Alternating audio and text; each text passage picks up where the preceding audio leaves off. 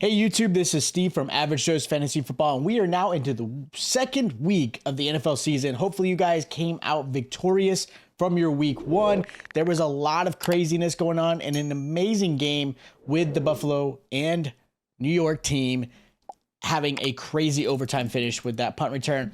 Obviously, we're talking quarterbacks, so unless you're under a rock, everyone heard with Aaron Rodgers being out with a possible torn Achilles and being done for the season, meaning Zach Wilson is now QB1 for the Jets.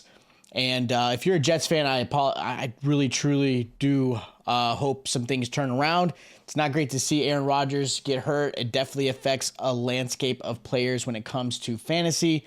Hopefully, Aaron does have a speedy recovery and comes back healthy and can play again next season. With that said, we're going to start talking about start and sits for this week. Now, these are your obvious quarterbacks you're going to play this week. I know some of these guys did not play amazing, like Josh Allen I have here, Joe Burrow.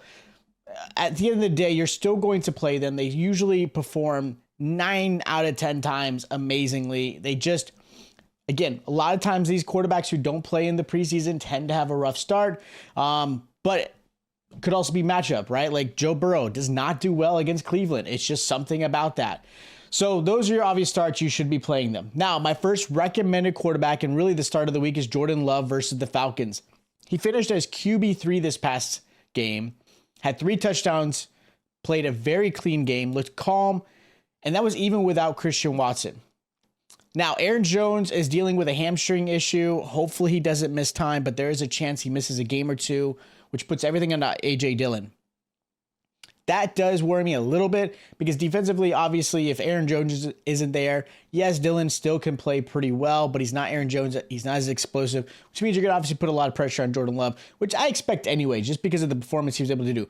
But they are going against the Falcons, who are not the best defense in the league. So I still like this matchup for Jordan Love. Hopefully Christian Watson comes back. And again, add another weapon for him. I expect some big things. Another quarterback I like this week is going to be Brock Purdy versus the Rams. Purdy had a pretty good game. 2 touchdowns, played well, very clean, simple. He didn't have to do too much. The defense was playing, again, amazing. He had 1 turnover with the fumble, which, again, was a little bit of struggle. But I like this matchup against the Rams. Purdy has yet to play them, so this is going to be interesting. Nice little rival game, but he didn't play them last season. But I expect a clean game from him. Brock Purdy has been that guy. He doesn't turn over the ball very often, if at all. I can see him being a top 10 QB this week and could possibly finish that way this season. Brandon Ayuk looked great. Debo's getting a little bit of involvement. You got Christian McCaffrey still, George Kittle. I mean, there's just a lot of weapons for him, so I like him this week. Last quarterback is going to be Kirk Cousins versus the Eagles. Cousins still had a great game fantasy-wise. He had over 19 points, threw for 344 yards and 2 touchdowns. His 3 turnovers definitely hurt. He had an interception, 2 fumbles he lost. So that definitely affected his overall ranking when it came to fantasy, but he still had a really good game. I love his matchup against the Eagles this week. Eagles just got torched by the Patriots. That allowed Mac Jones to finish as QB2, which is something that no one had expected from the Eagles. So if that is a trend, Kirk Cousins has a really good matchup. Now, my first quarterback I'm going to sit this week is Dak Prescott versus the Jets. Nothing against Dak, but I expect this team to simply play clean and running the ball. Run, short passes, nothing crazy. This is not the Kellen Moore offense. This is a team that is looking to win with defense, run the ball, and have Dak play smart. Jets defense is for real too. So again, there's no reason for them to have Dak go down the field. They're not expecting much out of this Jets team with now a Zach Wilson instead of an Aaron Rodgers. This is a whole different avenue now. Jets also just held Josh Allen to 8 points, forcing plenty of turnovers, getting pressure. Dallas is going to I expect him to run. I expect a simple game, kind of like what he did this past Sunday night where, 150, maybe 180 yards, maybe a touchdown, like very pedestrian, but that's all you need out of Dak at this point for Dallas. So his fantasy value has changed with the new OC. Another quarterback I'm sitting this week is going to be Matthew Stafford versus the 49ers. Tough matchup for Stafford. Puka performed really well in place of Cooper Kupp, but he's still not Cooper Kupp. Stafford only had 14 points with plenty of yards, but no touchdowns to show for it.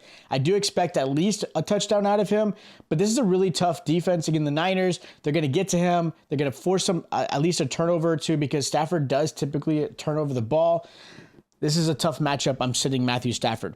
Last quarterback I'm sitting this week is going to be Russell Wilson versus the Commanders. Wilson played pretty well. 2 touchdowns, no turnovers. He was about 180 passing yards. He looked a little off, though, still. I'm not sold on this offense. I'm not sold on this team. He couldn't get the win, but in fantasy, that really doesn't matter for you guys. It really just matters what he's putting up in points. Commanders actually have a pretty good defense. I know their offense isn't amazing, but their defense is pretty good. They're going to give him some trouble. Judy could still miss another game. I'm looking to see what that is. And I really want to see a little bit more out of this offense before I really start recommending Russell as a good start, because I want to see a little bit more. Now, my sleeper this week is going to be Anthony Richardson versus the Texans. He finished as QB8 last week. His rushing ability definitely adds some value. He had 2 total touchdowns, 1 in the air, 1 on the ground. And he had over 40 yards on the ground as well. I love this Texan matchup for him. Gets to see another rookie versus rookie, Stroud versus Richardson. Should be a fun game. I'm not expecting much, but this is a rival game. There's a lot going on in the AFC South. We'll see who the team comes out. You know, is it Jacksonville, which most expect? Could it be a Colts or Texan? We doubt it, but and again, of course, you got the Titans. I still like this matchup for Richardson. I think he's going to be a nice little sleeper.